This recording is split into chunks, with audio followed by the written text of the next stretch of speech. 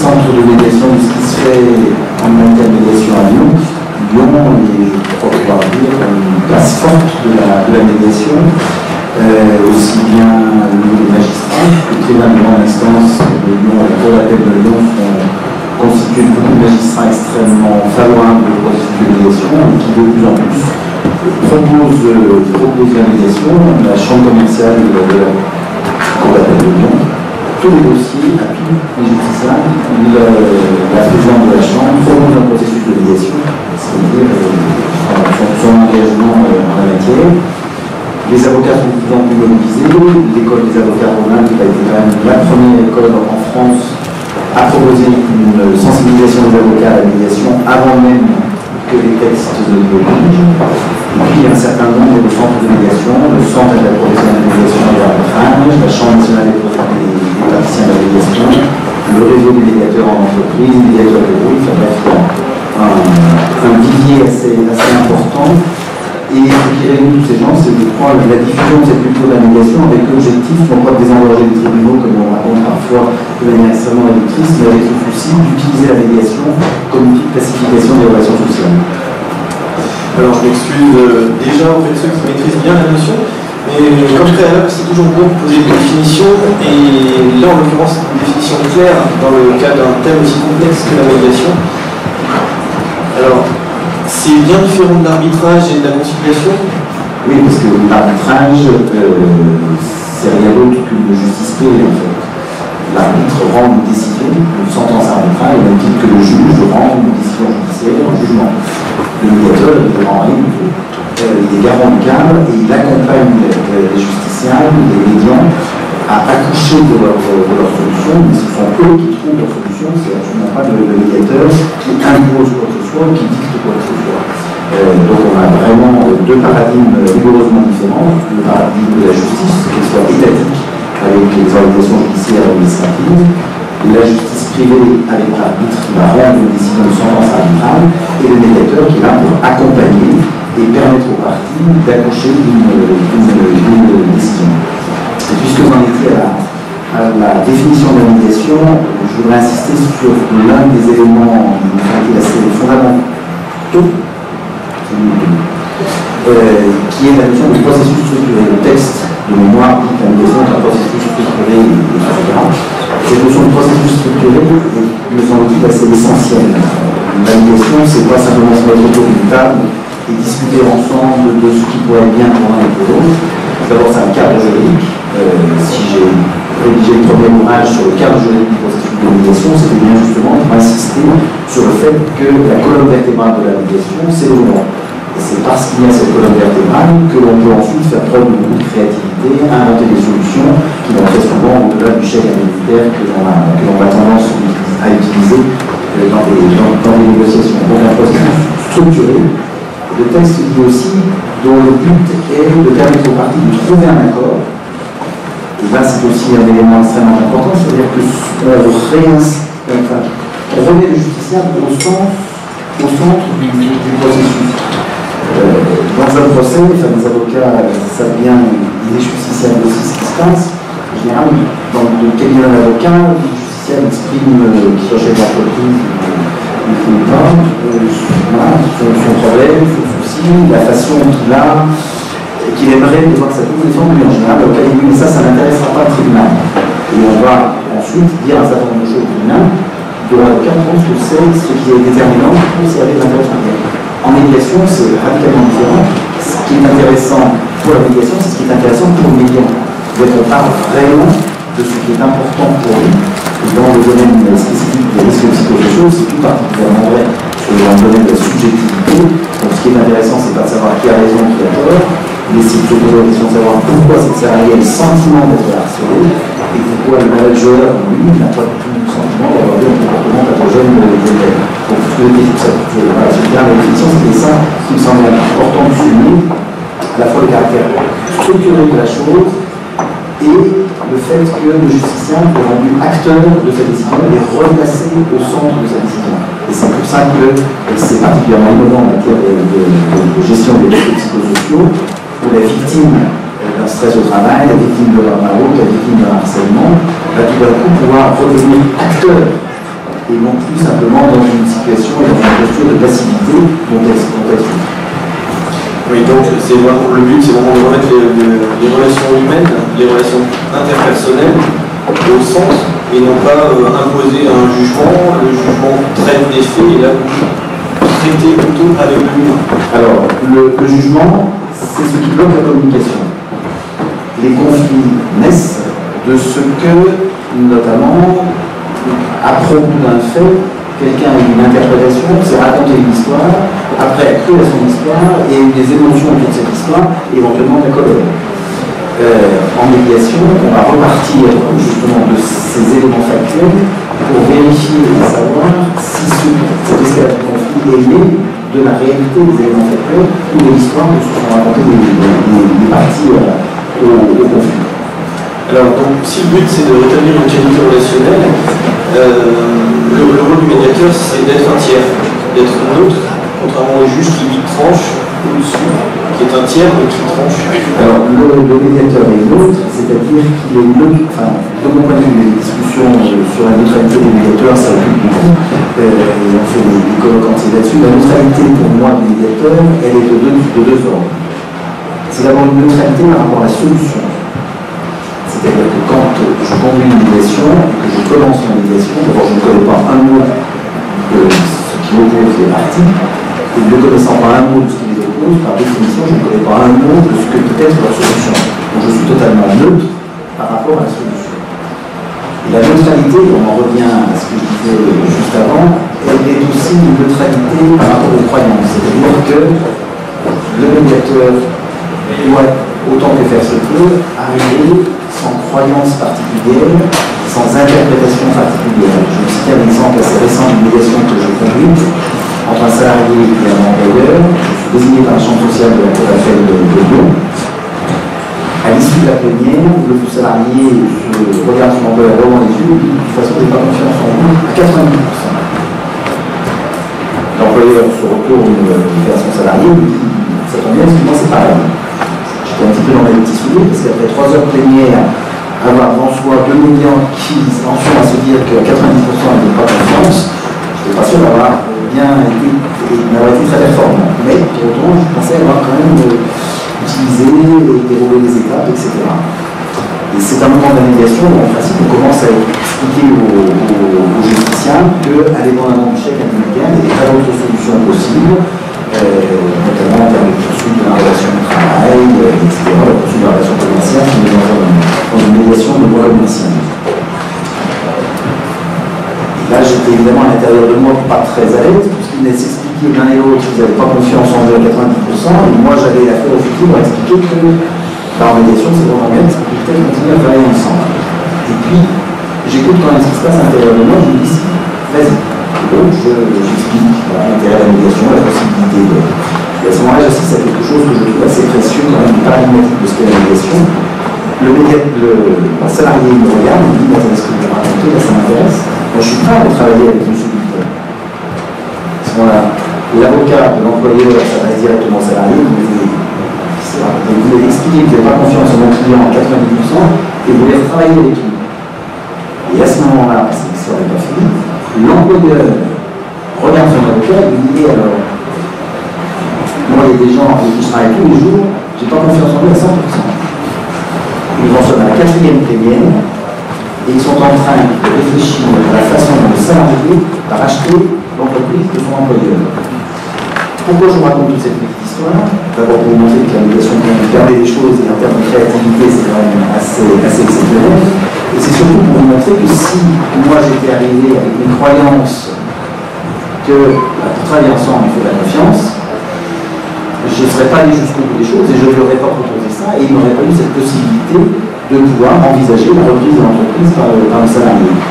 Pour être très honnête, je suis quand même arrivé un peu avec des croyances et je les ai avouées dans ce qu'on appelle l'expression authentique en communication mouvante. Voilà, on a la démonstration qu'effectivement, les croyances, c'est à prendre en considération et à mettre de côté. Donc la neutralité, c'est une neutralité par rapport à la solution. Je n'ai pas dit ce que peut être la solution, et c'est une neutralité par rapport aux croyances que je peux avoir. Au même titre que la médiation n'est pas là pour dire qu'il y a raison, qu'il y a tort. Donc ça c'est important, vous une autre, vous devez être vu, perçu comme tel. Et vous devez, moi je le fais, dire aux gens, si à un moment vous avez le sentiment que je perds ma impartialité, ma neutralité, n'hésitez pas à intervenir et à me le dire. Et ça se passe très très bien. Et donc vous parliez de confiance, là c'est vraiment créer de la confiance, recréer de la confiance. Il n'y a que la confiance qui peut permettre d'aboutir à une solution qui va être construite par les parties. C'est-à-dire que le job du médiateur, c'est justement d'instaurer un lien de confiance entre le médiant et lui, d'abord dans un entretien individuel, qui a pour but de faire connaissance avec le processus, de savoir ce que va être le rôle de l'avocat dans le cadre de ce processus, et puis après, petit à petit, de faire, en tout cas, revenir la communication entre les deux parties qui jusque-là ne refusaient de communiquer. Toujours en ne donnant pas d'avis. Alors, en ne donnant pas d'avis, c'est amusant que vous me parliez de ça, parce que ceux qui ont un peu suivi l'actualité, en tout cas pour les médiateurs qui sont là, qui ont suivi l'actualité, il y a, dans le cadre de la justice du XXIe siècle, un débat en ce moment à l'Assemblée sur cette question de l'avis. Et il y a un peu un tollé, il me semble-t-il à juste titre, puisque le législateur imaginait pouvoir écrire dans les textes à venir de la justice du XXIe siècle que le médiateur serait amené à rédiger un avis. L'avis du médiateur n'a aucun intérêt. Ce qui est intéressant, c'est l'avis de ce justiciable par rapport à l'avis de ce justiciable et leur permettre à l'un et à l'autre de comprendre petit à petit pourquoi l'autre a eu cette position et l'impact que cette position a eu sur la relation. C'est vrai que vous êtes. Alors, le processus de médiation est en lien avec le processus juridique. Depuis 2015, notamment, il y a un décret qui impose une recherche de règlement à l'amiable avant tout litige. Et donc, ça, c'est quelque chose qui vous invite à la médiation. Oui, et ça a été un signe fort du législateur qui prévoit désormais qu'avant d'engager la moindre procédure, vous devez, dans votre acte introductif d'instant, dans votre assignation, préciser ce que vous avez mis en œuvre pour tenter de trouver une issue à une droite. C'est le décret du 11 mars 2015, et évidemment, dans les tentatives de solution amiable, la médiation a une place de choix. Alors, vous disiez, ça pose un problème de conception, c'est un problème de terminologie qui est au cœur de l'actualité. Le hasard du calendrier, il faut le dire, j'ai pas le bras aussi long, mais donc c'est depuis hier que les débats sont ouverts sur la modernisation de la justice au XXIe siècle. C'est le sujet de la médiation, donc ce truc pour compter à des changements profonds. Premièrement, il y a une volonté de créer une liste de médiateurs. Alors, est-ce que c'est stérilisant en verrouillant quelque chose? Est-ce que c'est rassurant pour le justiciable? Alors, il y a plusieurs éléments. D'abord, est-ce qu'on fait du côté du justiciable, est-ce qu'on fait du côté du médiateur? Ce qui est sûr, c'est que la profession de médiateur a besoin de s'organiser. Quand on se met au côté justiciable, on veut mettre en place un processus de médiation, à qui on s'adresse? En l'état actuel des choses, c'est déjà plus compliqué. On va regarder les annuaires qu'il peut y avoir à droite, à gauche, sur l'Association nationale des médiateurs, le CIMA, etc. Donc l'idée d'une liste, ça peut être une bonne chose. Ce qui est un peu gênant dans cette idée de liste, c'est que c'est une liste près à cour d'appel. Ça fait un peu expert judiciaire. Or, le médiateur n'est pas l'expert de la médiation, mais il n'est sûrement pas un expert du droit. Ça veut dire que ça n'a strictement aucun intérêt, et ça fait partie aussi des choses qui sont en débat à l'Assemblée actuellement, ça n'a de mon point de vue absolument aucun intérêt d'être un spécialiste du droit commercial pour conduire des médiations au droit commercial. Ça n'a aucun intérêt d'être un spécialiste du droit du travail pour conduire des médiations au droit du travail. Et je vais dire même plus, pour en faire l'expérience quasiment au quotidien, c'est même beaucoup plus compliqué pour le médiateur, parce que il se trouve que je suis avocat spécialisé en droit du travail. Quand je dois conduire la médiation en droit du travail, l'avocat spécialiste n'est pas très loin. Et si je veux faire mon job de médiateur et amener les parties à accoucher de leur solution, il faut justement que je garde cette posture à l'intérieur de moi, d'être un expert de la ligne, ou enfin un expert de la médiation. Donc, voilà, l'idée d'une liste de médiateurs cour d'appel comme une liste d'experts, c'est quelque chose qui me gêne un peu, avec cette idée que les idées qui sont en cours dans ces travaux parlementaires actuels, c'est justement d'adjoindre une spécialité à côté du médiateur. Je crois que je viens de vous démontrer que pour moi c'est une aberration. Et j'ai des expériences extrêmement récentes où j'ai conduit une médiation en droit de l'urbanisme. Je ne sais rien sur le droit de l'urbanisme, moins que vous. Je ne sais rien. Mais ça a été pur délice. C'était une pure délice parce que comme je ne connaissais rien, j'ai été particulièrement actif en termes de questions, parce qu'il fallait que je comprenne quand même quelque chose. Et du coup, les parties ont eu, je vais dire, un peu de peine pour moi, et se sont mis en tête de m'expliquer le b.a.-ba de l'urbanisme. Mais c'était délicieux. Et du coup, ils ont coopéré pour expliquer à ce pauvre médiateur qui ne connaît rien ce que sont les règles de l'ordre. C'était gagné. On a trouvé un accord en 2 heures de plénière. Parce que ce qui est important, c'est ce qui leur a permis de coopérer. C'est pas la règle de l'ordre. Et donc c'est le fait que je ne savais pas les choses qui a été pour eux institut, c'est qui nous a permis de coopérer et de travailler ensemble. Alors après, ça a quand même un côté rassurant dans le sens où il y a une protection, alors je ne dirais pas contre les charlatans, mais en tout cas contre ceux qui s'improvisent médiateurs. Il est clair que les médiateurs, la profession a besoin de se professionnaliser, bien qu'il y ait quand même d'ores et déjà un code de déontologie des médiateurs que je remets personnellement systématiquement quand je conduis les médiations. Et notamment un souci de l'éthique, la confidentialité dans la médiation. La confidentialité, c'est le pivot de la médiation. Et c'est précisément ce pivot qui permet à la médiation d'être ce mode aussi innovant en matière de gestion des risques psychosociaux, notamment en matière de harcèlement. C'est bien parce que la personne qui se sent harcelée bénéficie de ce trait de la confidentialité, qui est une règle qui est prévue par le code de procédure civile, ce n'est pas une règle inventée, c'est un texte. On revient à la colonne vertébrale du droit. C'est bien parce qu'il y a cette confidentialité que petit à petit, la personne qui se positionne en situation de harceler, victime de harcèlement, va parfois être amenée à expliquer qu'elle aussi, à certains moments, elle a posé des actes de violence. Et que peut-être que c'était pas du harcèlement, mais en tout cas, l'organisation, et on se décolle à ce moment-là de la situation où on avait un sujet passif, victime de harcèlement, du duo bourreau-victime, pour basculer sur quelque chose d'autre, qui est de parler d'un vécu de harcèlement par rapport à une organisation qui, elle, est pathogène, et du coup, ça va être beaucoup plus dynamique pour l'entreprise, et ça va être un véritable levier pour l'entreprise qui va pouvoir s'interroger sur comment faire, sur le plan organisationnel, pour que les choses se décollent. Si elle n'est pas cette confidentialité, comment voulez-vous que cette femme ou cet homme victime de harcèlement puisse venir expliquer, le dire et reconnaître que lui-même, à un certain moment, a posé un acte de violence. Donc la confidentialité, c'est bien ce qui fait que la médiation fonctionne particulièrement bien dans le domaine des risques psychosociaux. Alors là, c'est votre casquette de formateur qui va nous être utile particulièrement. Vous êtes avocat. Quels sont les outils du médiateur spécifiques? Alors, les outils du médiateur, c'est avant tout les outils de communication. Après, chaque médiateur puise et ancre sa pratique sur un cadre théorico-pratique qui lui va bien.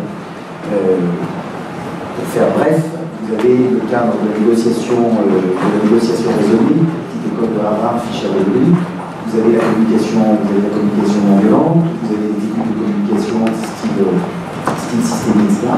Moi, personnellement, je suis entré dans un cadre théorico-pratique de communication non violente. C'est ça qui m'aide à travailler, c'est ça qui m'aide à travailler la médiation. Vous avez d'autres médiateurs qui ont jamais entendu parler de communication non violente et qui sont extrêmement compétents.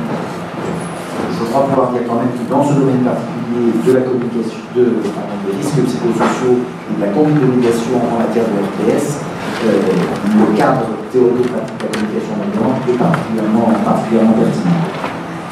Alors la deuxième chose que vous avez déjà évoquée, c'est dans la réforme, une volonté de faire prêter serment pour la cour d'appel. C'est une question épineuse parce que ça repose le problème de la définition, parce que la prestation de serment inclut le fait de faire un rapport, éventuellement ça fait encore passer, mais de s'engager à rendre un avis. On retombe sur cette question d'avis qui pour moi est totalement déconnectée et en contresens par rapport à, en tout cas, ce qui est ma pratique de médiateur. Mon avis n'a aucun intérêt. Et c'est d'ailleurs assez intéressant les gens qui sollicitent en cours de médiation. Et vous, qu'est-ce que vous en pensez? Immédiatement, on peut retourner la question, mais moi, ce qui m'intéresse, c'est de savoir ce que vous en pensez. Et on va construire la solution à partir de ce que lui pense de la chose et de ce que ça fait à l'autre, l'impact sur l'autre, et vice-versa. Mais le médiateur n'a strictement aucun intérêt. Donc, je ne suis pas sûr que ça soit une voie extrêmement intéressante. Et puis, cette liste, prestation de serment, expert judiciaire, ça risque aussi peut-être d'opposer deux types de médiateurs, les médiateurs dits conventionnels et les médiateurs dits judiciaires. En clair, de quoi s'agit-il? Vous pouvez très bien, si vous avez un conflit entre deux entreprises ou un conflit avec votre voisin, avant même de vous adresser au juge, décider d'avoir recours à un médiateur pour régler les problèmes amiablement. Moi, ça m'arrive très fréquemment que les entreprises fassent appel à moi parce qu'elles sentent qu'entre deux managers, entre un manager et un collaborateur, il y a quelque chose qui dysfonctionne, qui, si on ne le prend pas en charge, va peut-être aboutir à des situations de souffrance au travail, voire même de harcèlement. Donc là, on est en médiation conventionnelle, il n'y a pas de juge saisi. Vous avez un autre type de médiation où un processus judiciaire a été mis en place et le juge propose la médiation et les parties décident de partir en médiation. Et voilà, cette idée de liste d'experts judiciaires devant la Cour, est-ce que ça ne va pas de nouveau opposer les médiateurs dits judiciaires aux médiateurs conventionnels? Cette différence pour moi n'a aucun sens. Donc, je fais aussi autant de médiation conventionnelle que de médiation judiciaire, je suis le même, ma pratique est la même. La chose que l'on peut parfois observer, c'est que en médiation judiciaire, la médiation est parfois un tout petit peu escortée par le magistrat qui a un fonds de médiation et qui se dit bon, il faut y aller. Et du coup, nous, quand on voit arriver la médiation, on a un consentement des médiants qui n'est pas forcément évident. Et moi, je dis toujours, c'est au médiateur de régler cette question et c'est à lui, notamment dans les entretiens individuels, de faire le travail que le magistrat n'a pas eu le temps de faire. On ne peut pas reprocher au magistrat. On a à Lyon, je vous disais tout à l'heure, la chance d'avoir beaucoup de magistrats au tribunal de grande instance et à la Cour qui sont très favorables à la médiation. Il faut savoir à quel point c'est lourd pour eux d'organiser des audiences de proposition de médiation. On ne peut pas leur demander non plus de traiter ce qui peut être traité ensuite dans le cadre des entretiens individuels. Je ne sais absolument plus pourquoi je raconte tout ça. C'était quoi la question en fait? Si c'était la liste des médiateurs. Et je vous disais, attention, liste des médiateurs, ça risque d'opposer deux types de médiateurs, médiateurs conventionnels et médiateurs judiciaires, ce qui n'a aucun sens. Alors, en plus, le côté compliqué de tout ça, c'est que la médiation en droit du travail existe selon le code du travail, et c'est différent de la médiation telle qu'elle est. Donc, est-ce que vous n'avez pas peur que la loi qui se profile, en tout cas, on verra ce qui se passe à l'issue des débats, mais ça grave dans le marbre une mauvaise définition. Alors, c'est vrai que la médiation en termes de harcèlement prévue par le code du travail est une définition un peu différente de la médiation classique, où le rôle du médiateur est beaucoup plus actif que dans le cadre classique. Qu'est-ce que vont devenir ces amendements? On n'en sait rien. J'ai bon espoir que la Fédération des médiateurs et tous les organismes institutionnels interviennent pour faire entendre raison. Parce qu'une fois encore, l'idée qu'il puisse y avoir un avis, pour moi, est un bon sens. Et on peut aborder la question de la spécialisation donc des médiateurs. Vous avez abordé cette question. Une spécialisation, médiateur du travail, médiateur de ci, de ça. Ça n'a aucun sens. Pourquoi faire? Non, moi je vous pose la question, pourquoi faire? Et puis, ça peut aussi poser la question, alors, je ne veux pas faire un procès d'intention, mais est-ce que le désengorgement des tribunaux n'est pas vu comme un but plutôt que comme une conséquence de la médiation? Alors, que le législateur, lui, ou que la chancellerie puisse avoir quelque part dans l'idée que la médiation va à terme désengorger les tribunaux, pourquoi pas? Moi, je ne vous cache pas que si je suis devenu médiateur et si j'ai fait toutes ces heures de formation pour devenir médiateur, ce n'est pas au profit du désengorgement des tribunaux.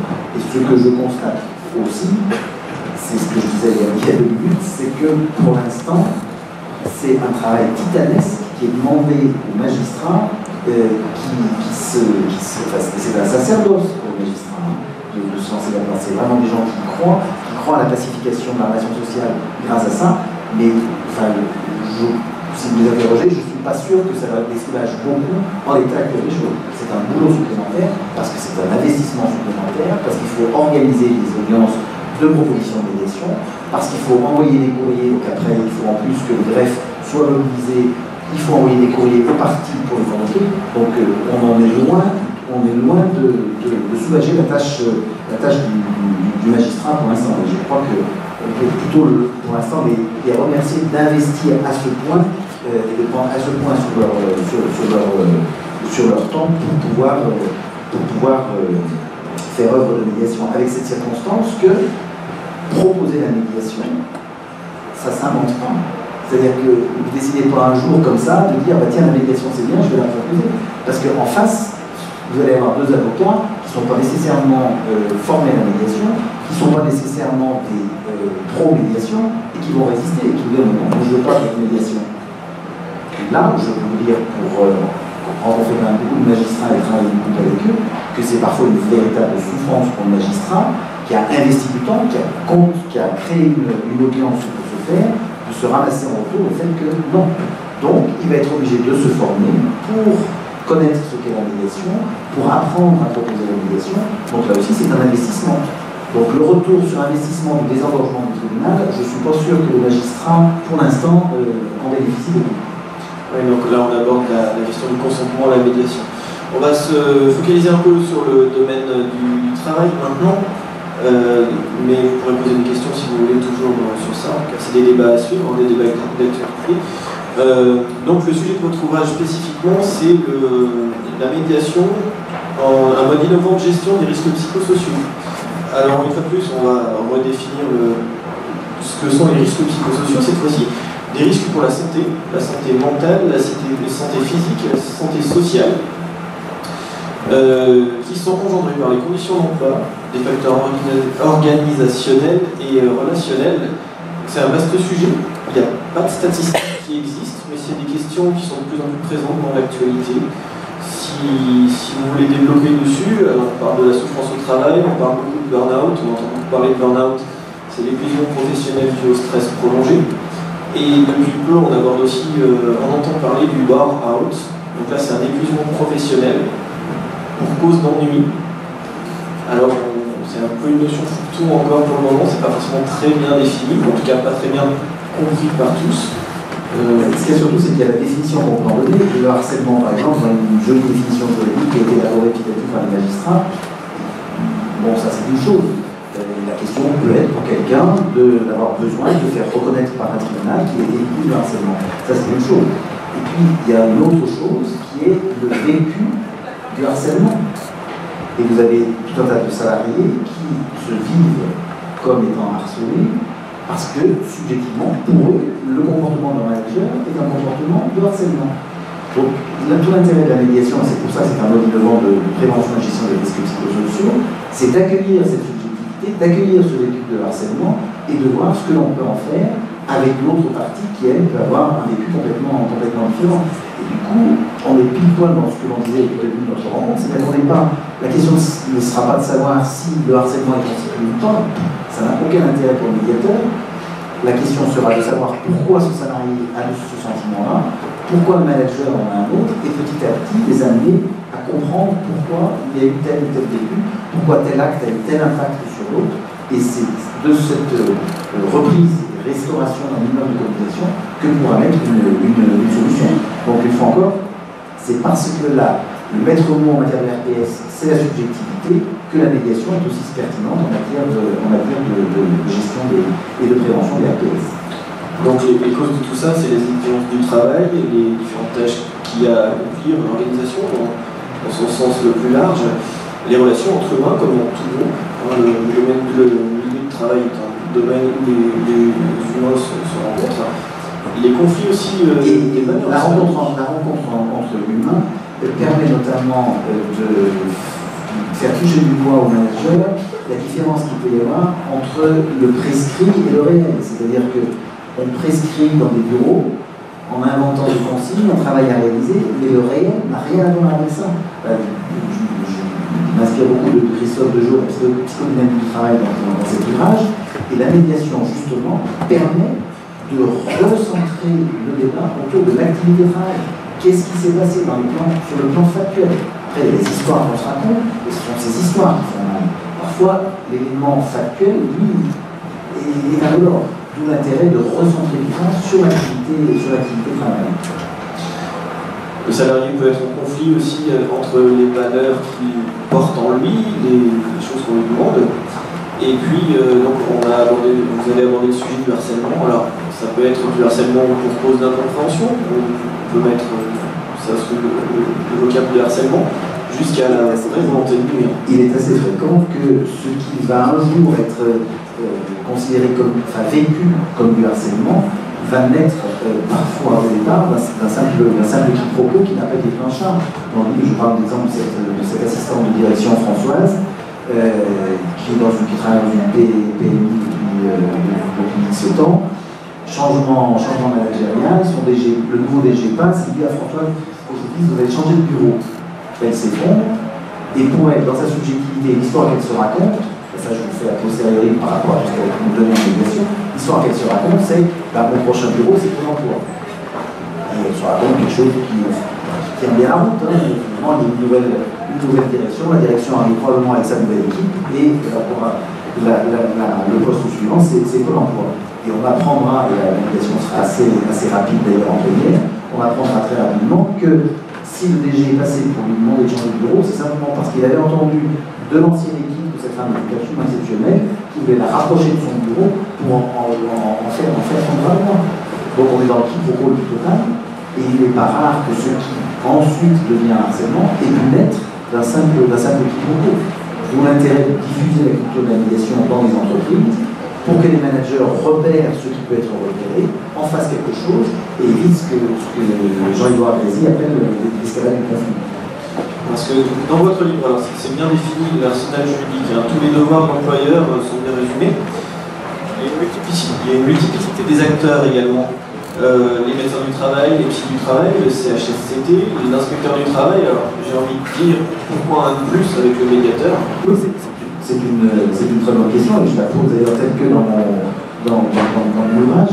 Il y a beaucoup de choses, et il y a un arsenal juridique qui existe, il y a beaucoup d'interlocuteurs. Donc la question c'est pourquoi un outil de plus? Tout simplement parce que cet outil il a des spécificités. J'ai parlé tout à l'heure de ce en quoi la médiation était au centre du processus. La subjectivité. Cette façon de mettre au cœur du processus de la subjectivité, ça n'existe pas dans les autres dispositifs, dans les dispositifs traditionnels. La confidentialité, encadrée par un cadre juridique, ça n'existe pas dans les autres dispositifs. Donc il y a un certain nombre de paramètres comme ça qui font qu'effectivement la médiation permet des choses que les outils traditionnels ne permettent pas. La façon dont nous procédons, et dont la structure même du processus fait qu'on replace au centre des débats la personne concernée et qu'il est bien question de sa subjectivité, ça se trouve pas dans les autres outils traditionnels où on va avoir beaucoup de conseils. Tous les interlocuteurs dont vous parlez, qui sont tous aussi compétents et qui apportent tous du mieux-être à la relation sociale, ce sont des gens qui sont pas avec bonne intention et qui ont surtout envie de donner le bon conseil. L'intérêt de la médiation, c'est de ne jamais donner de conseil. Si vous commencez à donner un conseil, vous n'êtes plus dans la médiation. Donc c'est ce qui en fait sa spécificité, et c'est ce qui fait que, de mon point de vue, c'est un outil qu'il faut rajouter à la palette. Alors le but de la médiation dans le milieu du travail, c'est de supprimer tous les conflits. Surtout pas, parce que la conflictualité en soi, c'est une chose qui est bonne. La conflictualité, le jour où vous n'avez plus de conflictualité psychique, vous n'êtes pas en forme quand même. Dans une entreprise, c'est pareil. La conflictualité, c'est bien, c'est un levier. Après, il y a la question de la prise en charge de cette conflictualité. Et ce que propose la médiation, justement, c'est une prise en charge dynamique où on va s'intéresser à la conflictualité sous-jacente, et on parle de litige que je veux changer de bureau, donc je ne changerai pas de bureau si je veux changer de bureau. Mais on va s'interroger sur la conflictualité sous-jacente. Donc le conflit est quelque chose qui est précieux. Et la conflictualité est quelque chose qui est précieux. Donc il ne faut surtout pas éradiquer le conflit. Il faut en revanche mettre un certain nombre de dispositifs et créer une culture qui permette de prendre en charge ce conflit et d'en faire quelque chose. Et d'en faire quelque chose non pas en disant voilà ce qu'il faut en faire, mais en étant à l'écoute et à l'accueil de ce que les parties elles-mêmes veulent en faire. Et il y a plusieurs types de conflits, les conflits collectifs et les conflits entre deux individus. La médiation peut traiter les deux. La médiation peut traiter les deux, oui. Je souris parce que Pierre Garnier, qui est l'ancien président de l'instance de Gand, qui a fait la préface de mon livre, a eu beaucoup d'écrire à la fin de sa préface, ça serait bien que j'en fasse un troisième sur le conflit collectif et la médiation. Je présente verra. Mais effectivement, la médiation permet de gérer à la fois des conflits individuels et des conflits collectifs. Et est-ce que la médiation, c'est pas un peu ardu dans ce secteur qui est par définition inégal, le secteur du travail? Contrairement au droit commercial où vous avez un contrat entre deux parties qui sont deux parties égales, là c'est deux parties inégales, il y a un lien de subordination qui existe quand même. C'est tout l'objet du code du travail de protéger le salarié. Est-ce que c'est pas en conflit avec l'idée de la médiation, le fait de la médiation qui a deux parties égales, elle? Mais quand les gens arrivent en médiation, ils arrivent avec ce qu'ils sont, ils arrivent avec leur subjectivité, ils arrivent avec leur posture, ils arrivent avec tout ça. Et ce qui est intéressant, c'est la façon dont ils vivent les choses. Qu'ils les vivent en tant que chef d'entreprise ou en tant que salarié, ça n'a pas beaucoup d'importance.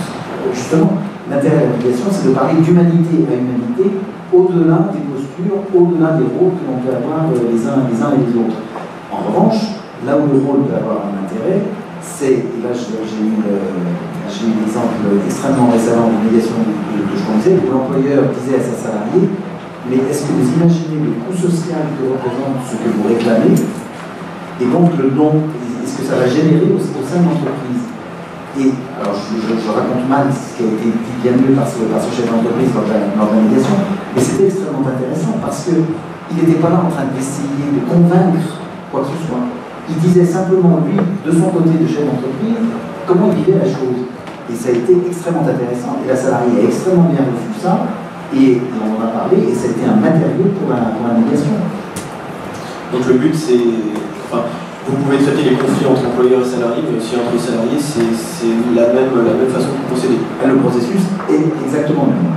Le but c'est de remettre du liant, éviter les quiproquos, clarifier les situations. Le but c'est de remettre les parties en posture de possible communication, puisque c'est d'elle que va naître la solution. Donc, tant qu'elle ne communique pas, elles ne peuvent pas créer une solution. Alors, tout ceci est imposé quand et comment la médiation?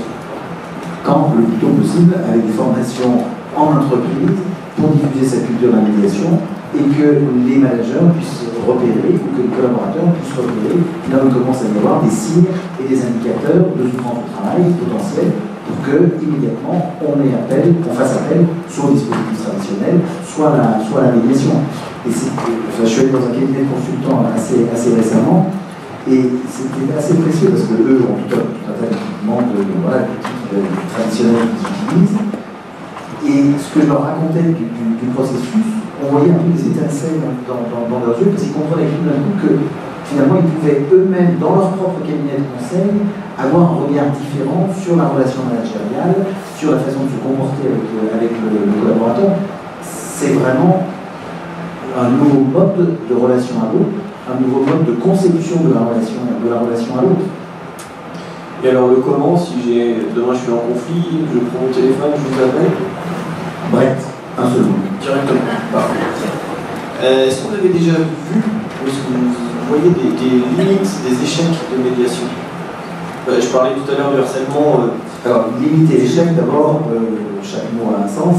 Donc, les limites à la médiation, pour moi, la limite à la médiation, c'est l'organisation pathologique. C'est-à-dire que quand vous avez une organisation psychique parano, c'est compliqué. Et c'est tout l'intérêt justement des entretiens individuels, de pouvoir voir si l'une des deux parties est vraiment installée dans une organisation psychique pathologique, où là il n'y a pas de solution. Du coup, l'exemple que je vais vous donner pour permettre de répondre aux deux phases de votre question, j'ai accepté il y a quelques mois, à la demande d'un chef d'entreprise, de conduire une médiation entre un gréviste de la faim et le DRH.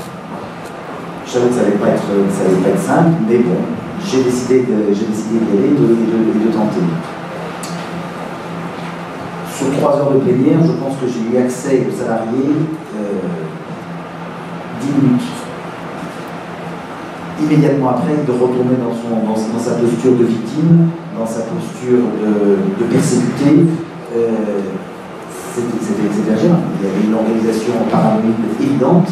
Et ça n'a pas fonctionné. Donc, pour ce qui est de la notion de limite, voilà, pour moi la limite c'est vraiment l'organisation psychique pathologique. En revanche, pour tous les champs du droit, vous avez un problème d'armes avec votre voisin ou un problème de multinationale à propos d'un contrat de sous-traitance, ça fonctionne exactement pareil. Et c'est ça qui est assez joyeux, je trouve, c'est que c'est le même processus qui permet à d'autres médiateurs, parce que moi je n'en fais pas, de gérer des conflits entre pays. ou de gérer un conflit beaucoup plus type voisinage. Pour ce qui est des échecs, là, je ne sais pas bien ce que c'est qu'un échec en médiation. Est-ce qu'un échec en médiation, c'est le fait de ne pas arriver à un accord? Ça peut être un échec pour moi, médiateur, par rapport à mon ego. C'est-à-dire si mon intention quand j'arrive en médiation, c'est d'aboutir à un accord et que je n'aboutis pas à un accord, alors c'était mon intention et un échec. Est-ce que justement l'intention du médiateur ne doit pas être ailleurs que dans la réussite d'une médiation? Moi, mon intention, je fais en sorte que j'essaye, quand je conduis une médiation, d'être assez clair avec mon intention qui est d'être en connexion avec l'un, d'être en connexion avec l'autre, pour leur permettre ensuite d'être en connexion et d'accoucher de leur propre évolution. Par ailleurs, ce qui est extrêmement intéressant, c'est que parfois on constate qu'il n'y a pas d'accord, et on apprend par la bande 3 mois après que ces gens continuent à travailler ensemble pour trouver un accord post-médiation.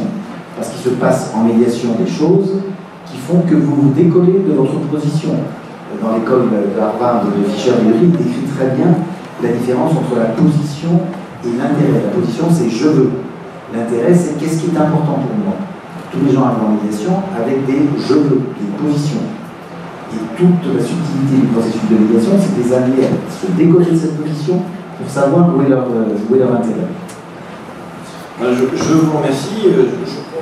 Je pense que si on a fait un tour de la question, parce qu'elle est assez vaste, on a au moins brossé un bon panorama. Maintenant, vous avez sans doute des questions plus pointues. Je vais vous passer le micro, je vais vous passer la parole.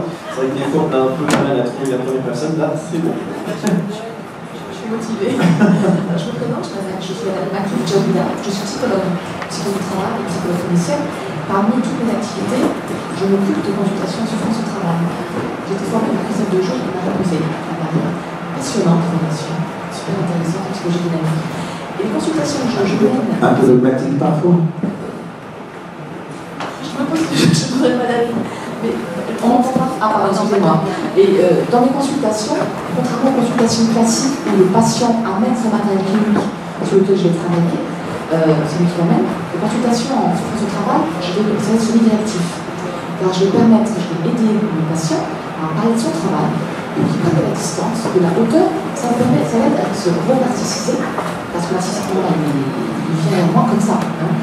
Et quand en vous écoutant, je trouve que ce que vous proposez en tout cas, plus le travail en tout cas que je fais moi, dans la formation que j'ai eu avec Christophe de Joux, ça se complète très bien, ça se complète merveilleusement bien. Mais très régulièrement, j'envoie certaines de vos collègues de souffrance au travail, des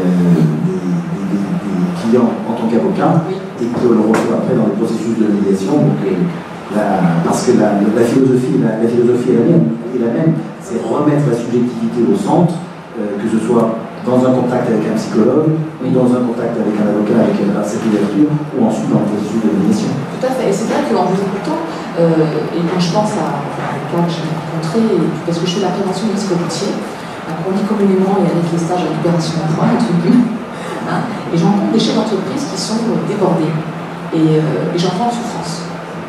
C'est pas mon travail, mais j'aimerais les écouter malgré tout. Hein. J'entends en souffrance aussi du côté salarié, du côté employeur. Je n'ai pas un regard clivé de la situation, c'est jamais. Et le harcèlement ou toute autre relation pathogène, il y a un bourreau et une victime, et c'est une danse qui se danse à deux. Et c'est vrai que le bourreau, bien souvent, il a repéré une faille chez l'autre, et il va s'y engouffrer. Pas volontairement, c'est inconscient, mais c'est comme ça. Et la victime, qui a cette faille, généralement c'est narcissique, c'est assez fort, elle va pas réussir à sortir de ça. C'est vrai que les consultations sont là pour aider le patient à l'aider à prendre de la distance et de la hauteur, et j'entends dans votre pratique, c'est un peu la même chose. Oui, sur la posture victime-bourreau, je serais plus réservé.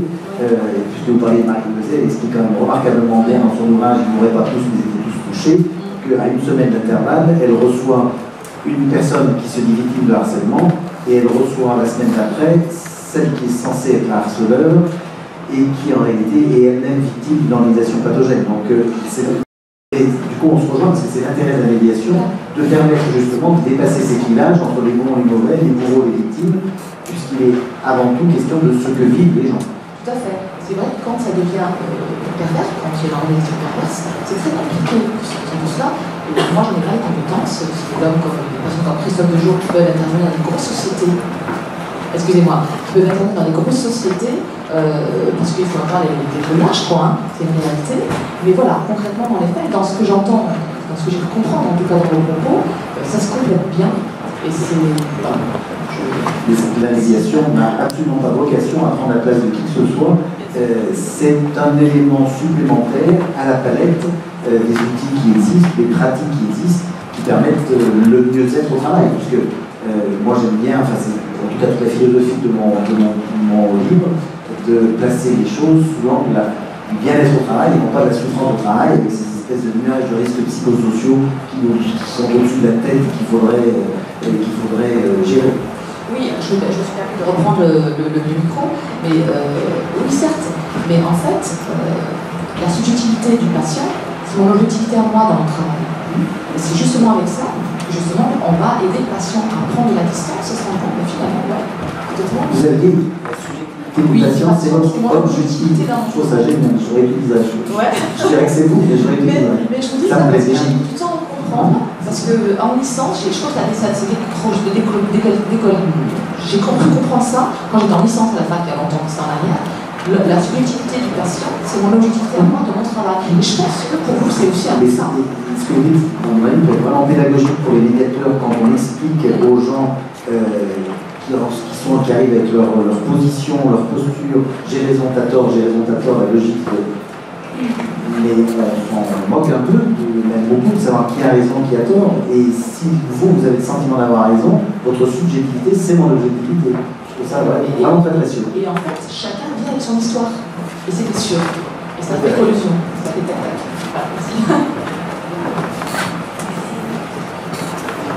Oui, moi je voulais apporter mon témoignage de magistrat.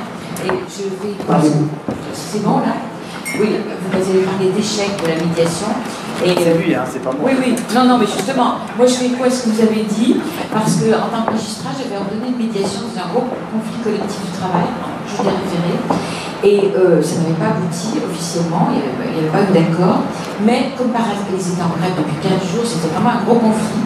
Et ben, il n'y a pas eu d'accord, j'ai rendu ma décision, mais comme par hasard, ça a débloqué quand même la situation après. Donc voilà un échec, entre guillemets, qui était en fait un succès. Voilà. Puis je voulais dire aussi que j'ai aussi, donc, moi aussi, je suis encore d'accord avec vous, je suis désolée, mais vous disiez que les magistrats n'ordonnent pas les médiations pour l'instant pour désengorger, parce que moi j'ai donc mis en œuvre la médiation à Pontoise et on a eu beaucoup de travail, vraiment beaucoup de travail, et voilà, pour l'instant c'est pas du tout le but des magistrats, pas du tout de désengorger. Alors si dans l'avenir ça peut l'être, tant mieux, mais pour l'instant ça ne désengorge pas du tout. Et ce que je voulais dire aussi, c'est important pour les médiateurs, c'est un petit détail mais quand même qui me paraît important. Il faut bien respecter les délais, les machins, parce qu'au niveau du greffe, autrement ça pose des problèmes et ça peut foutre en l'air toute la réputation des médiateurs si on ne respecte pas la procédure, les délais, les machins comme ça. Parce que nous, on avait des médiateurs qui étaient très bien, mais ils oubliaient les délais, les machins, ça ne va pas aussi. Voilà. Donc ça ne regarde rien, mais pour nous, les magistrats, c'était important de les respecter. Voilà. Oui, Annie Régie, je suis associée de Jean-Marc Brett et j'ai une question par rapport à la médiation que j'ai déjà évoquée avec toi, mais qui me paraît une vraie question, je ne sais pas une difficulté, mais en tout cas une vraie question. Est-ce que la médiation n'implique pas qu'on puisse parvenir à mettre les bonnes personnes l'une en face de l'autre? Et je pense notamment à des conflits en droit commercial, que je connais un peu mieux. La difficulté souvent, c'est d'arriver à convaincre le chef d'entreprise pressé, enfin d'abord à trouver le bon interlocuteur. Qui va être le bon interlocuteur pour pouvoir précisément faire en sorte que ce processus de médiation, qui repose quand même sur beaucoup de subjectivité, comme tu le dis, puisse émerger. Alors, ça me fait penser à deux choses. Ça me fait penser effectivement à la bonne personne, ça c'est essentiel, et c'est le job du médiateur. Le bon médiateur, dans l'entretien individuel, doit interroger l'avocat et la personne qui le reçoit pour savoir si effectivement c'est le bon interlocuteur. Et moi j'ai vu des médiations, où à l'époque j'étais observateur, qui ont capoté parce qu'il y avait notamment des niveaux de hiérarchie radicalement différents entre les deux équipes. Et quand vous avez un attaché de direction et un DRH autour de la même table pour représenter deux entreprises, c'est parfois un petit peu compliqué. Et là, en l'occurrence, le DRH trouvait insultant que l'autre entreprise ait envoyé simplement un attaché de direction, alors que lui, sa boîte, avait décidé de missionner son DRH. Donc, l'idée de la bonne personne, c'est absolument essentiel. Et ce que l'idée me fait penser à autre chose, la bonne personne, c'est aussi assez compliqué, enfin c'est en particulier plus exactement compliqué en matière de RPS, notamment dans des dossiers de souffrance au travail. Pour éviter, évidemment, mais c'est possible dans ça, que la médiation, la scène de la médiation, redevienne une scène de souffrance au travail. Et moi, je l'ai vécu il n'y a pas tellement longtemps. Là, je n'étais pas médiateur. J'étais avocat qui accompagnait un salarié dans une situation de souffrance au travail. On était en médiation conventionnelle, il n'y avait pas de procédure. Et où j'ai vu petit à petit mon salarié se faire attaquer, bien comme il faut, exactement comme il me racontait qu'il se faisait attaquer par celui qui le harcelait dans l'espace de la médiation. Et là, j'étais extrêmement en colère contre le médiateur, et du coup, j'ai pris la place du médiateur de façon un petit peu dictatoriale, parce que je trouvais absolument insupportable que la scène de la médiation puisse être une réactivation d'une scène de souffrance au travail. Alors l'idée était quand même de pacifier la relation. Donc là aussi, le choix de la bonne personne est extrêmement subtil dans ce domaine particulier de l'RPS.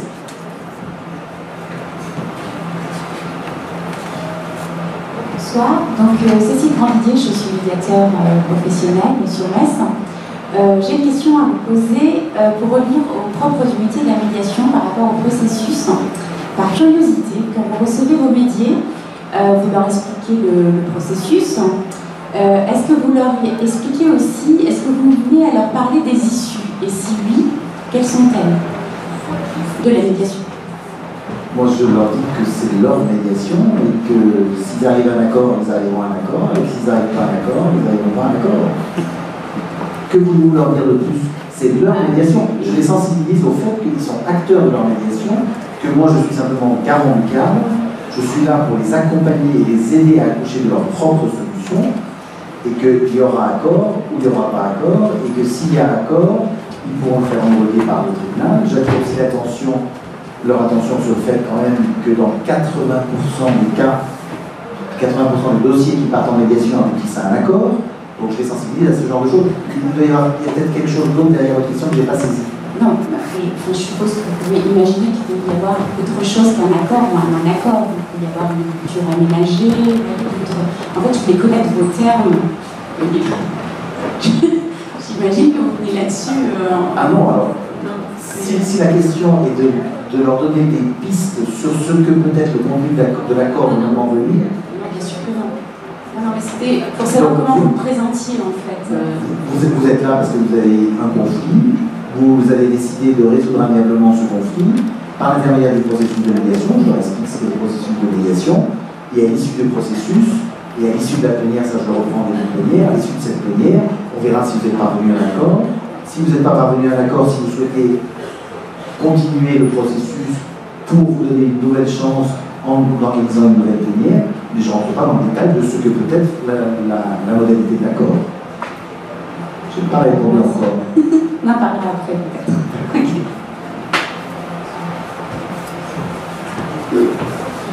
Bonsoir, donc Max Prince, m'intéresse question de santé, sécurité au travail, plutôt fonction publique, mais là c'est assez large. Moi j'avais un peu une interrogation et un peu un regret dans votre ouvrage, c'est que autant la médiation, évidemment c'est votre savoir-faire, votre expérience est clairement dit, autant j'ai quand même l'impression que vous n'avez pas véritablement choisi la place de la médiation entre trois trois termes que vous utilisez au fil de votre ouvrage, c'est la gestion des risques psychosociaux, la prévention des risques psychosociaux et la souffrance au travail. Or, il me semble que dans ces trois termes-là se placent à des niveaux complètement différents dans l'approche de la prévention des risques professionnels ou de la construction de la santé au travail, et que du coup, il y a une petite frustration là, parce que je pense que ce n'est pas la même médiation en fonction des trois termes qu'on utilise. Donc, toujours, je vais poser ce genre de question. Est-ce que la médiation est la même à travers ces trois appellations? Et je n'ai pas le sentiment. Alors, en ce qui concerne l'aspect prévention, de mon point de vue, c'est par la diffusion de la culture de la médiation que l'on permet ce rôle de prévention. C'est-à-dire que s'il y a au sein de l'entreprise ces réflexes de faire appel à la médiation, s'il y a ces formations, ces sensibilisations à la culture de la médiation, on est du côté de la prévention. Pourquoi ça fonctionne aussi, me semble-t-il, en matière de gestion? Parce que quand il y a un chef d'entreprise qui m'appelle parce qu'il y a un conflit entre Dupont et Durand et qui pense qu'éventuellement la médiation peut permettre de trouver une solution amiable, on est bien dans la gestion de ce risque psychosocial potentiel. Et ce qui réunit tout ça, c'est quand même éviter la souffrance au travail de tout le monde, y compris de l'employeur d'ailleurs, pour permettre une pacification de la relation et promouvoir le bien-être au travail. Donc pour moi, il n'y a pas d'antagonisme. Sauf si vous voulez que vous utilisez justement la question de potentiel, alors que les exemples que vous donnez, c'est avéré. C'est bien ça, c'est la difficulté. Le risque est plus potentiel, parce que c'est une situation de harcèlement avéré. Vous voyez, donc c'est là qu'il me semble qu'il y a... Le harcèlement avéré, je ne sais pas ce que c'est. Non, je veux dire, il y a une situation avérée, souffrance au travail. Oui. C'est-à-dire que, bon, sans entrer dans les débats spécialistes, la prévention primaire des risques psychosociaux, ça n'a aucun sens, parce que si c'est tertiaire, pardon, parce que si c'est avéré, on n'est plus dans la prévention, parce que ça fait. On est dans la gestion. Voilà, on est d'accord. Complètement d'accord. Si quelqu'un a une autre question. Jean-François Carlo, avocat de droit.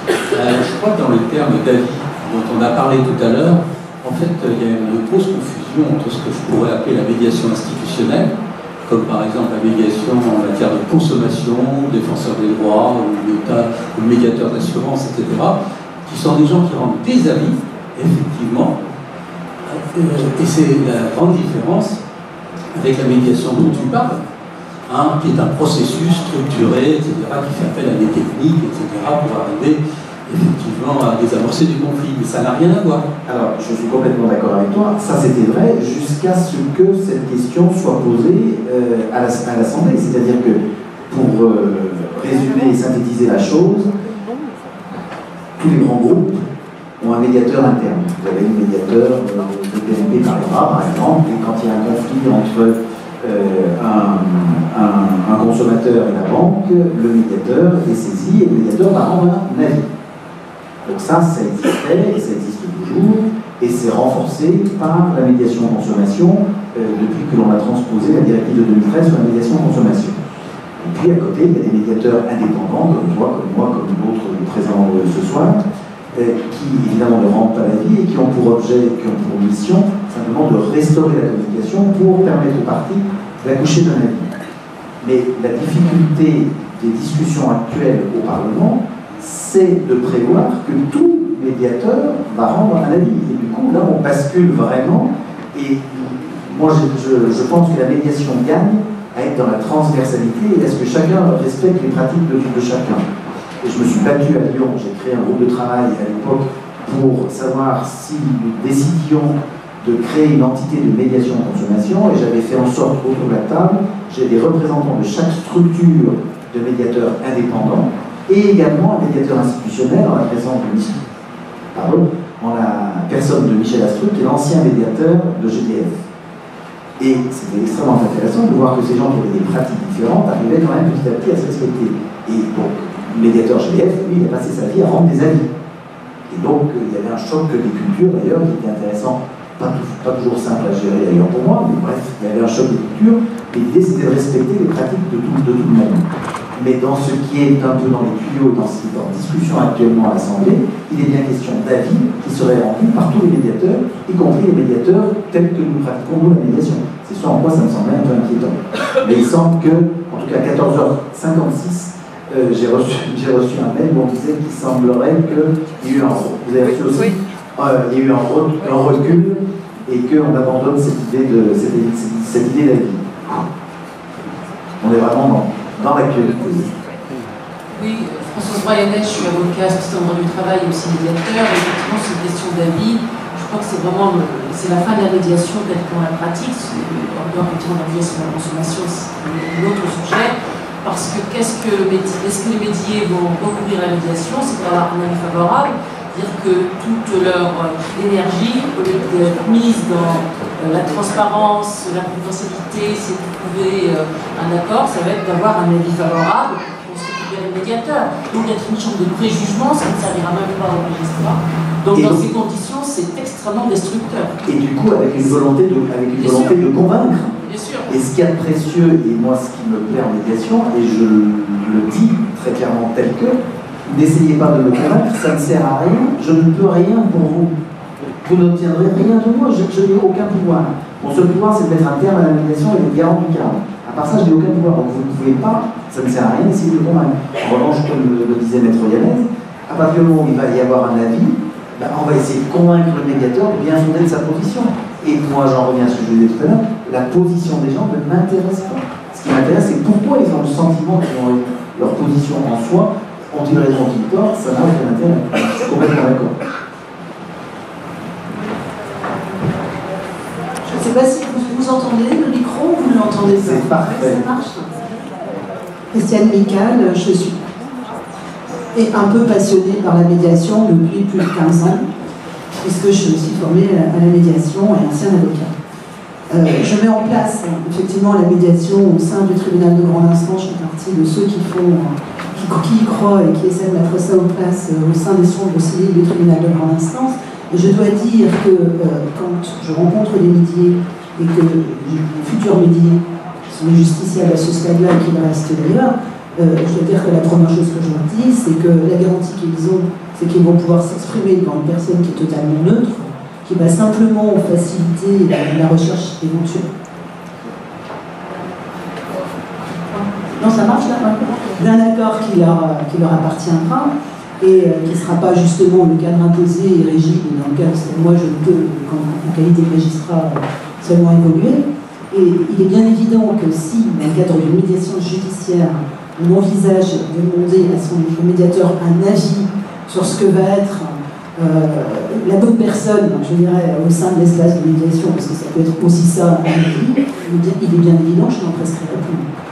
Il est bien évident que je ne renverrai plus personne dans ce processus-là, parce que j'estime que ma responsabilité de fonctionnaire, le fonctionnaire qui doit rendre des décisions de justice, peut-être, en tout cas je l'analyse comme ça, de dire aux gens, il y a peut-être un autre espace que l'espace du droit qui vous appartient, vous allez aller faire du sur-mesure, mais ma responsabilité première, c'est quand même de rendre une décision en application des règles du droit, et sans l'avis d'un médiateur qui, effectivement, n'aura pas pu laisser les parties s'exprimer ou livrer des secrets qui leur appartiennent.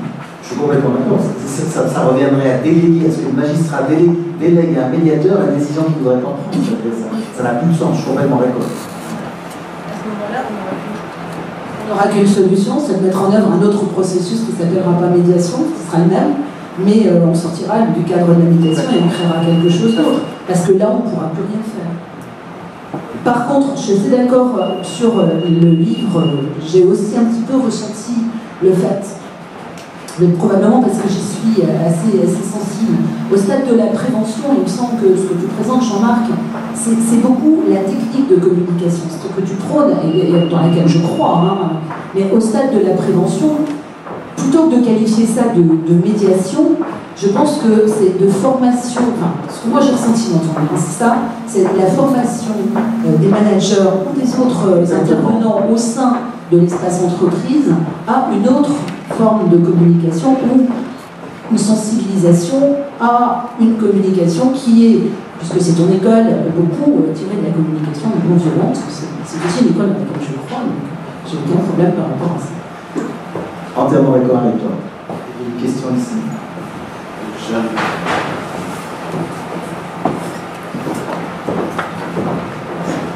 Bonsoir, je m'appelle Juliette Marin, je travaille dans une grosse entreprise de services et je suis élue CHSCT en fait. Donc moi je suis ici ce soir parce que d'abord j'ai découvert votre livre la semaine dernière, il y a 15 jours, donc je suis venue l'acheter et aussi pour commencer à le parcourir avant la conférence et poser des petites questions. Donc j'ai commencé à lire, mais c'est vrai que je n'y connais pas grand chose, je suis absolument pas spécialisée dans le droit. Et simplement une des questions que je me pose, puisque vous parliez, il est question de médiation conventionnelle et de médiation judiciaire, c'est ça? Moi, dans le cadre de mon travail, les risques psychosociaux, je trouve, se développent, on en parle beaucoup. Je travaille sur un plateau téléphone en fait, en open space, ça peut vous donner une idée. Voilà. Donc c'est un peu compliqué. Et je voudrais savoir simplement qu'est-ce que vous entendez concrètement, parce que je crois comprendre par médiation conventionnelle. Médiation conventionnelle. Comment ça se passe? Ça signifie que demain, vous repérez dans votre entreprise un problème sur Dupont et Durand, vous êtes manager, vous êtes responsable de l'open space, et vous dites, oh là là, si on laisse les choses comme ça, ça va partir en cacahuète et ça va être l'escalade du conflit. J'en réfère directement, j'appelle un médiateur pour mettre en place un processus de médiation en interne pour désamorcer le conflit et permettre à ces gens de retrouver une communication qui leur permettent de continuer à travailler sans souffrance. Donc, il n'y a pas de juge. C'est vous, en interne, qui décidez de faire appel à un médiateur extérieur ou à un médiateur interne, d'ailleurs, si vous avez des médiateurs internes. Et si c'est pas, vous pouvez prendre la chose à l'envers en vous disant la médiation, elle est conventionnelle quand elle n'est pas judiciaire, et elle est judiciaire s'il y a un juge. S'il n'y a pas de juge, c'est qu'elle est conventionnelle. C'est aussi simple que ça. Et donc faire appel à un médiateur, c'est finalement assez facile et ça peut être une...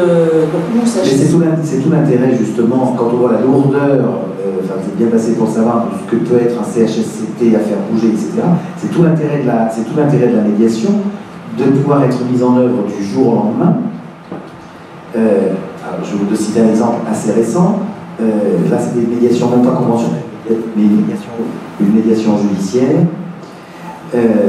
Les avocats avaient engagé une procédure à heure fixe. Et même pas à jour fixe, c'était à heure fixe. Tellement il y avait une urgence. Et finalement, à l'audience, c'est bientôt la fin, je pense. Et finalement, à l'audience, il décide d'avoir recours à la médiation. Et il m'appelle en disant, c'est bien gentil, mais on est dans un référé d'heure à heure, donc il faut une médiation d'heure à heure. Ben, je me suis organisé, si je n'avais pas pu m'organiser, j'aurais renvoyé un confrère, et on a mis en place la médiation d'heure à heure, qui en fait d'heure à heure a duré 4 jours. Mais bon, on a mis ça en place avec une simplicité extrême. Il n'y a rien de particulier à mettre en œuvre. Vous trouvez une chaise, enfin 4 chaises et une table, et un bon médiateur, c'est tout. Donc c'est l'avantage, si vous voulez, de ce processus, c'est qu'il peut être mis en place extrêmement rapidement et extrêmement simplement. Et est-ce qu'il peut y avoir une médiation entre, par exemple, une personne et un ensemble d'autres personnes? Donc un responsable de site, par exemple, et un ensemble de salariés qui... Voilà. Bien sûr que ça peut avoir lieu. Bien sûr que ça peut avoir lieu. Bien sûr que ce ne sont pas les médiations les plus simples à conduire. C'est très difficile parce qu'il faut à la fois être impartial avec les deux équipes. Une équipe où il y en a 30 et une équipe où il y en a 1. Vous voyez comment il y a l'impartialité. Mais ça, on le retrouve dans d'autres domaines. Hier, je conduisais une médiation en matière de copropriété, où j'avais une copropriétaire à la gauche avec son avocat, et à droite, 8 membres du conseil syndical, plus leur avocat. Ben là aussi, c'était un peu de l'acrobatie, quelque chose d'un peu dur pour le médiateur, pour conserver une posture d'impartialité, que tout le monde soit écouté aussi, parce que si les 8 sont là, c'est pas par hasard, c'est bien parce qu'ils ont besoin de parler d'eux, et il faut bien leur trouver un espace. Et s'ils ne sont pas écoutés, ils vont faire capoter le processus.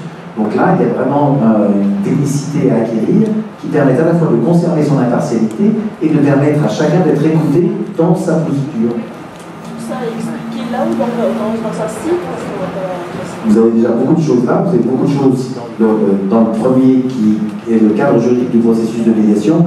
Il n'y a pas que Jean qui a écrit des livres sur la médiation. Vous avez notamment un ouvrage que je recommande toujours de Béatrice Bronner, qui est l'ancienne présidente de la Chambre sociale de la Cour d'appel de Grenoble, il faut rendre à César ce qui est à César. Si on est aujourd'hui chez Deux Cypres et qu'on parle de médiation, c'est parce qu'il y a eu des Béatrice Brunner, c'est parce qu'il y a eu des Christiane Picard, c'est parce qu'il y a eu des Jacques Salzer, c'est parce qu'il y a eu des gens comme ça qui étaient avant-gardistes et qui ont, et des Bonafé Schmitt et des gens comme ça qui ont mis ça en place. Donc, Béatrice Brunner, ça s'appelle la médiation pour tous. L'avantage, c'est que c'est le même format. Ah, mais il est là, c'est génial. Je ne savais pas. Vous voyez que c'est à peu près le même format. C'est extrêmement pédagogique, c'est très didactique. Vous avez des bouquins de Salzer aussi qui sont très bien et qui vous permettront de nourrir votre besoin d'en savoir plus. Moi j'avais une question. J'ai découvert en fait la médiation CNV l'année dernière lors du salon Fulbert. Il y avait une partie de l'équipe en fait qui était présente. Et j'envisage de faire cette formation l'année prochaine. Simplement, je voulais savoir, j'ai vu qu'également il y avait un Master 2 qui va être ouvert à l'Université Lyon 2. La question que je me pose, c'est par rapport aujourd'hui, on est en France, donc légitimité des diplômes, des certifications, etc. En gros, comment est-ce que justement un processus, par exemple, peut-être que celui-là CNV, suffit, ou est-ce qu'il faut arriver à pousser et aller quand même au-delà pour avoir quelque part une reconnaissance et une légitimité en France pour exercer ce métier? Alors la question n'est pas facile, puisque ce que je dis va être répété, c'est même enregistré. Alors, comment dire les choses de manière utile pour vous, tout en étant politiquement correct. La formation de médiateur CNV, elle est pour moi unique, parce qu'elle est extrêmement pratico-pratique. Le souci des formations à la médiation, et j'en ai fait un certain nombre, c'est que vous avez en général le matin la théorie, l'après-midi on vous met en jeu de rôle, et on vous met en jeu de rôle, et on vous met en jeu de rôle. Et vous vous débrouillez pour faire le lien entre les deux, théorie et pratique. Dans la formation médiation CNV, vous n'êtes que en pratique, et de votre pratique naît la théorie, et en permanence vous avez des rappels à la théorie. Donc, évidemment que j'aurais envie de vous encourager. En plus, il y a... Alors, le master de médiation, il y a déjà un master 1 et un master 2 à Lyon, en médiation. Moi, j'enseigne au master 1. Ce sont des cursus qui sont tout à fait pertinents et qui vous donnent un autre éclairage. Donc, si vous avez la possibilité de faire les deux, c'est parfait. C'est vraiment parfait. Et je vous remercie pour toutes vos questions. Il y a une dernière juste là. Alors, c'est la dernière question.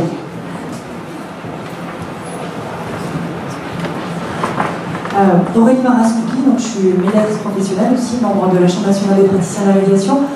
J'embarque par rapport à la question qui était posée par la dame membre du CHSCT. Ce qui est intéressant peut-être, c'est d'évoquer la pratique aussi des co-médiations, parce que typiquement, quand on a un gros collectif, le fait d'être co-médiateur, alors j'en parle aisément parce que ça m'est arrivé de pratiquer. Avec des co-médiateurs d'exception. Avec des co-médiateurs d'exception, j'en parle, bien sûr. Mais c'est tout l'enjeu, par contre, effectivement, du binôme de médiateurs. C'est qu'il faut que ça matche bien à un moment donné. Mais c'est aussi un bon moyen d'accompagner, et Jean-Marc, tu pourras peut-être donner toi ton point de vue d'expert dans le domaine également. C'est tout l'intérêt, quand on a un gros collectif présent, d'avoir à la fois une attention partagée sur les situations, sur les échanges, et quelque part des temps, parce que le centrage effectivement du médiateur et la concentration donnée à ce qui est dit, et à l'accompagnement dans la verbalisation de ce qui doit être dit. Encore une médiation, c'est tout l'enjeu de garder cette concentration et ce centrage. Et quand on a beaucoup de personnes autour de la table, c'est difficile. Donc la comédiation est en soi une pratique qui n'est pas communément d'usage. Tous ne sont pas très confortables dans cette pratique et tous n'y sont pas tellement préparés. Mais on en connaît quand on l'a vécu, et positivement vécu, parfois tout l'intérêt. Donc Jean-Marc, peut-être si tu peux t'exprimer là-dessus. À 100%. C'est effectivement un excellent complément par rapport à la question qui a été posée. Et dernier complément, et après j'arrête parce qu'on vous fait signe. Il y a un petit bouquin de Marc Marandola, M-A-R-A-N-D-O-L-A, sur la comédiation. C'est tout petit, si ça vous intéresse. C'est absolument magique, justement, surtout l'intérêt, la dynamique que peut créer la comédiation.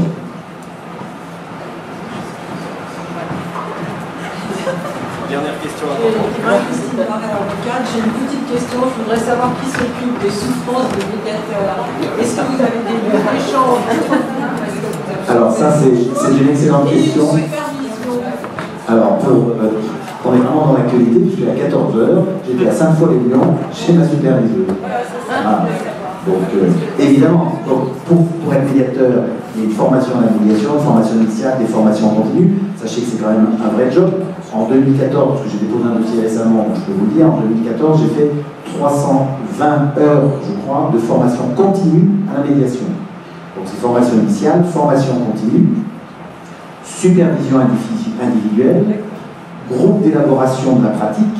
Moi, je fais partie d'un groupe d'élaboration de la pratique où on se réunit, on est 8 médiateurs, toujours avec le même animateur, qui nous permet justement d'évoluer dans nos pratiques. Donc, évidemment que la posture médiateur n'est pas une posture qui est simple, évidemment qu'on souffre, évidemment qu'on a besoin que cette souffrance soit entendue, remodélisée et réélaborée. D'où l'intérêt de ces ateliers d'élaboration de la pratique ou de supervision individuelle. Et à mon avis, il faut et l'un et l'autre. Merci Jean-Marc Bret d'être venu, merci pour toutes ces réponses.